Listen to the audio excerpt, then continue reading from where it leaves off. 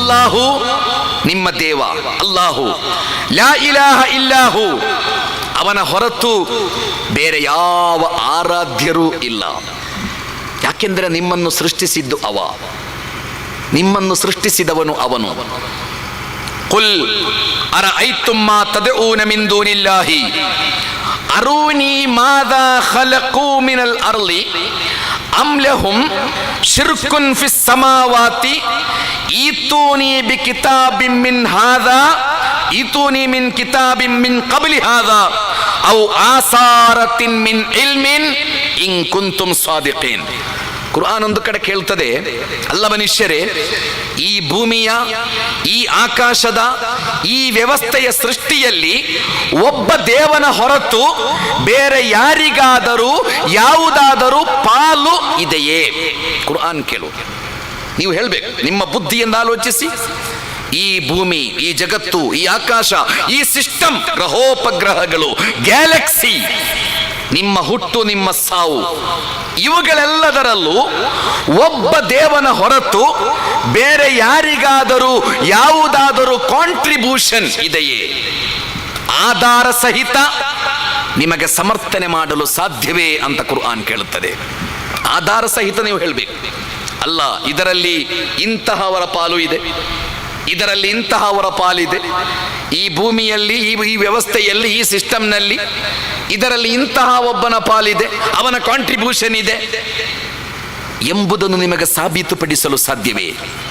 ಆಸಾರತಿನ್ ಮಿನ್ ಇಲ್ಮಿನ್, ಅಧಿಕೃತವಾಗಿ ದಾಖಲೆಗಳ ಮೂಲಕ ನಿಮಗೆ ಸಾಬೀತುಪಡಿಸಲು ಸಾಧ್ಯವೇ? ಇಲ್ಲ ಮನುಷ್ಯರೇ, ಖಂಡಿತ ಇಲ್ಲ. ಇನ್ನಲ್ಲದೀನ ತದಊನ ಮಿನ್ ದೂನಿಲ್ಲಾಹಿ ಲನ್ ಯಖ್ಲುಕೂ ದುಬಾಬನ್ ವಲವಿಜ್ತಮಊ ಲಹು. ಕುರ್ಆನ್ ಒಂದು ಕಡೆ ಹೇಳುತ್ತದೆ, ನೀವು ಯಾರನ್ನೆಲ್ಲ ದೇವರು ಅಂತ ತಿಳಿದುಕೊಂಡಿದ್ದೀರೋ ಅವರು ಈ ಜಗತ್ತಿನಲ್ಲಿ ಒಂದು ನೊಣವನ್ನು ಕೂಡ ಸೃಷ್ಟಿ ಮಾಡಲಿಲ್ಲ ಅಂತ ದೇವ ಹೇಳೋದು. ನೀವು ಯಾರನ್ನೆಲ್ಲ ದೇವರಂತ ತಿಳಿದುಕೊಂಡಿದ್ದೀರಲ್ಲ, ನೀವು ಯಾರನ್ನೆಲ್ಲ ದೇವರು ಅಂತ ತಿಳಿದುಕೊಂಡಿದ್ದೀರೋ, ಯಾರನ್ನೆಲ್ಲ ನೀವು ದೇವ ಅಂತ ಆರಾಧಿಸ್ತಾ ಇದ್ದೀರೋ, ಯಾರ ಬಳಿಯಲ್ಲಿ ಅಡ್ಡ ಬೀಳ್ತಾ ಇದ್ದೀರೋ, ಲನ್ ಯಖ್ಲುಕೂ ದುಬಾಬ. ಬರ್ನಾಡ್ ಶಾ ಒಂದು ಮಾತು ಹೇಳಿದ್ದರು, ಮನುಷ್ಯ ಎಷ್ಟು ಬೇಕಾದರೂ ದೇವರುಗಳನ್ನು ಸೃಷ್ಟಿಸ್ತಾನೆ, ಆದರೆ ಒಂದು ನೊಣವನ್ನು ಸೃಷ್ಟಿಸಲಿಕ್ಕೆ ಅವನಿಗೆ ಸಾಮರ್ಥ್ಯ ಇಲ್ಲ ಅಂತ. ಎಷ್ಟು ಬೇಕಾದರೂ ಮನುಷ್ಯ ದೇವರುಗಳನ್ನು ಸೃಷ್ಟಿಸಿಕೊಳ್ತಾನೆ, ಆದರೆ ಒಂದು ಹುಲ್ಲು ಕಡ್ಡಿಯನ್ನು, ಒಂದು ನೊಣವನ್ನು ಈ ಜಗತ್ತಿನಲ್ಲಿ ಸೃಷ್ಟಿಸಿದವರು ಯಾರೂ ಇಲ್ಲ, ಯಾರೂ ಇಲ್ಲ. ಕುರ್ಆನ್ ಹೇಳುವುದು, ಒಬ್ಬ ದೇವನನ್ನು ಬಿಟ್ಟು ಅವನನ್ನು ನೀವು ಯಾವ ಹೆಸರಿನಿಂದ ಬೇಕಾದರೂ ಕರೆಯಿರಿ, ಅವನನ್ನು ಬ್ರಹ್ಮ ಅಂತ ಹೇಳಿ, ಅವನನ್ನು ಈಶ್ವರ ಅಂತ ಹೇಳಿ, ಕುರ್ಆನ್ ಅವರನ್ನು ಅಲ್ಲಾಹು ಅಂತ ಹೇಳುತ್ತದೆ. ಆದರೆ ಒಬ್ಬ ದೇವನನ್ನು ಬಿಟ್ಟು ನೀವು ಯಾರನ್ನೆಲ್ಲ ಪೂಜಿಸ್ತೀರೋ, ಯಾರನ್ನೆಲ್ಲ ಆರಾಧಿಸುತ್ತೀರೋ, ಅವರು ಈ ಜಗತ್ತಿನಲ್ಲಿ ಒಂದು ನೊಣವನ್ನು ಕೂಡ ಸೃಷ್ಟಿ ಮಾಡಲಿಲ್ಲ.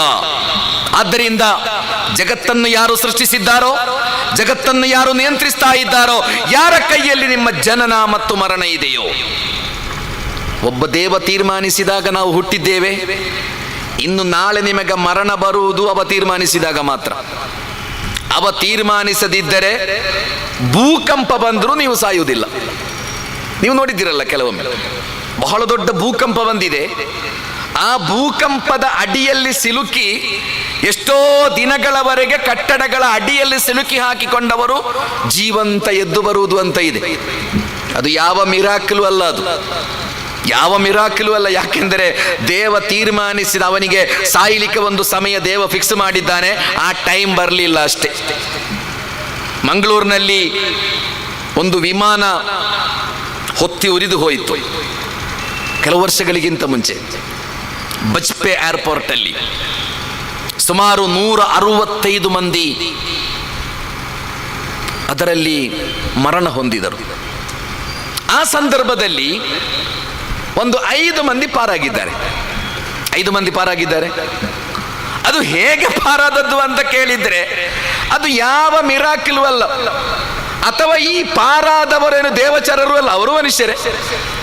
ಅವರು ನಮ್ಮ ಹಾಗೆ ರಕ್ತ, ನಮ್ಮ ಹಾಗೆ ಭಾವನೆಗಳು, ನಮ್ಮಂತಹದ್ದೇ 5 ಮಂದಿ ಮನುಷ್ಯರು. ಅವರಿಗೇನೋ ದೇವನ ವಿಶೇಷ ಸಹಾಯ ಬಂದು ದೇವ ಮಾನವರ ಏನು ಅಲ್ಲ ಅವರು. 5 ಮಂದಿ ಹೇಗೆ ಪಾರಾಗಿದ್ದಾರೆ?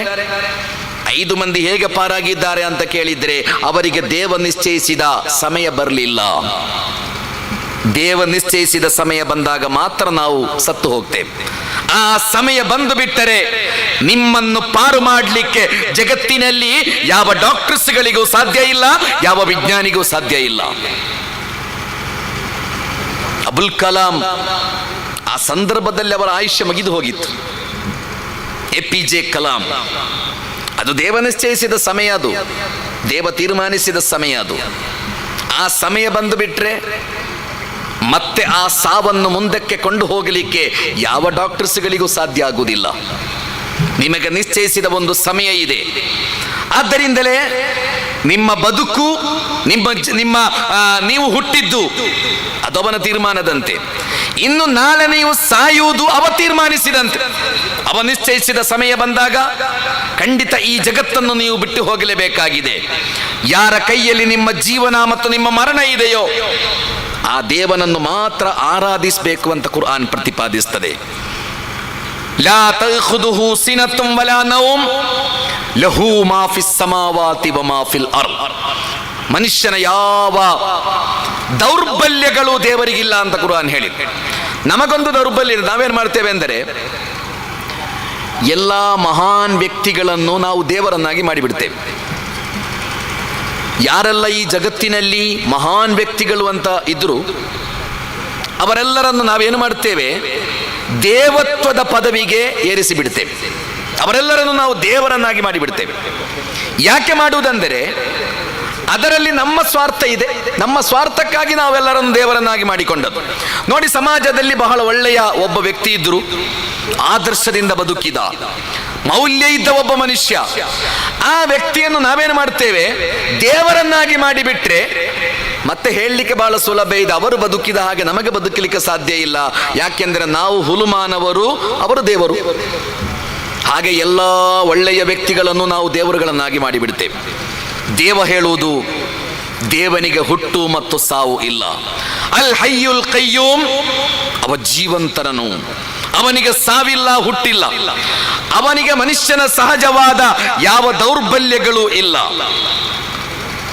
ಮನ್ ಝಲ್ಲದಿ ಯಶ್ಫഉ ಇಂದಹು ಇಲ್ಲಾ ಬಿಇذನಿಹಿ ಯಅಲಮು ಮಾ ಬೈನ ಐದೀಹಿಂ ವ ಮಾ ಖಲ್ಫಹುಂ. ನಿಮ್ಮ ಎಲ್ಲ ರಹಸ್ಯಗಳನ್ನು ಬಲ್ಲವನು ಅವನು ಮಾತ್ರ. ನಿಮ್ಮ ಭವಿಷ್ಯವನ್ನು ಬಲ್ಲವನವನು ಮಾತ್ರ.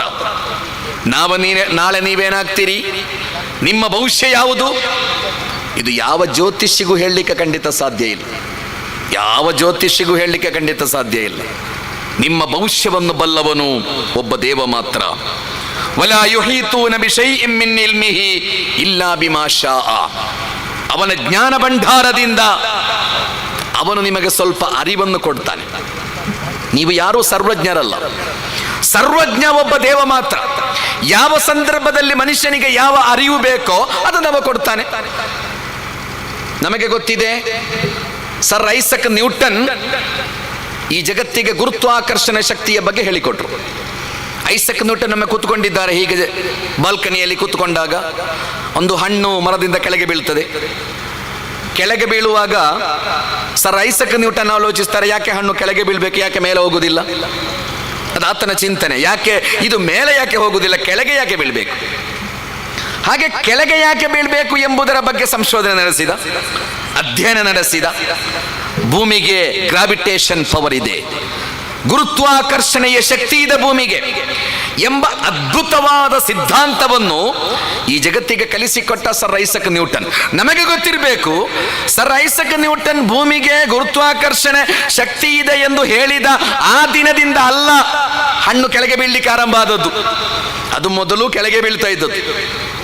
ಹಣ್ಣು ಯಾವ ಕಾಲದಲ್ಲೂ ಮೇಲೆ ಹೋಗ್ತಾ ಇರಲಿಲ್ಲ, ಮರದಿಂದ ಅದು ಕೆಳಗೆ ಬೀಳ್ತಾ ಇದ್ದದ್ದು. ಅದು ನ್ಯೂಟನ್ ಹೇಳಿದ ಮೇಲಲ್ಲ, ಅದು ಕೆಳಗೆ ಬೀಳಲಿಕ್ಕೆ ಆರಂಭ ಆದದ್ದು. ಅದು ಅದಕ್ಕಿಂತ ಮೊದಲು ಹಾಗೆ ಕೆಳಗೆ ಬೀಳ್ತಾ ಇದ್ದದ್ದು. ಆದರೆ ದೇವ ಆ ಸಂದರ್ಭದಲ್ಲಿ ನೋಡಿ ಆ ವ್ಯಕ್ತಿಯ ಮನಸ್ಸಿನಲ್ಲಿ ಆ ಜ್ಞಾನವನ್ನು ಮೂಡಿಸ್ತಾನೆ. ಅಲ್ಲಮಲ್ ಇನ್ಸಾನ ಮಾಲಂ ಯಅಲಂ ಅಂತ ಕುರ್ಆನ್ನಲ್ಲಿ ಒಂದು ಸೂಕ್ತ ಇದೆ. ಅದರ ವ್ಯಾಖ್ಯಾನ, ಮನುಷ್ಯನಿಗೆ ಯಾವ ಅರಿವು ಬೇಕೋ ಅದನ್ನು ದೇವ ಕೊಡುತ್ತಲೇ ಇರುತ್ತಾನೆ. ಯಾವ ಕಾಲಕ್ಕೆ ಯಾವುದು ಬೇಕೋ ಅದನ್ನು ದೇವ ಮನುಷ್ಯನಿಗೆ ಕೊಡುತ್ತಲೇ ಇರುತ್ತಾನೆ. ಸರ್ವಜ್ಞ ಒಬ್ಬ ದೇವ ಮಾತ್ರ. ಇದು ಕುರ್ಆನ್ನ ಪ್ರತಿಪಾದನೆ. ವಲಾ ಯಊದುಹು ಹಿಫ್ಲುಹುಮಾ ವಹುವಲ್ ಅಲಿಯುಲ್ ಅಲೀಮ್. ಅವನು ಆಯಾಸಗೊಳ್ಳುವವನಲ್ಲ, ಅವನು ಭೂಮಿ ಮತ್ತು ಆಕಾಶಗಳನ್ನು ನಿಯಂತ್ರಿಸ್ತಾ ಇದ್ದಾನೆ. ಅವ ಈ ಜಗತ್ತಿನ ಒಡೆಯ. ಅವನನ್ನು ಮಾತ್ರ ನೀವು ಆರಾಧಿಸಬೇಕು, ಅವನನ್ನು ಮಾತ್ರ, ಅವನ ಬಳಿ ಮಾತ್ರ ನೀವು ಶರಣಾಗಬೇಕು. ಇದು ದೇವನ ಬಗ್ಗೆ ಪವಿತ್ರ ಕುರ್ಆನ್ನ ಪ್ರತಿಪಾದನೆಯಾಗಿದೆ.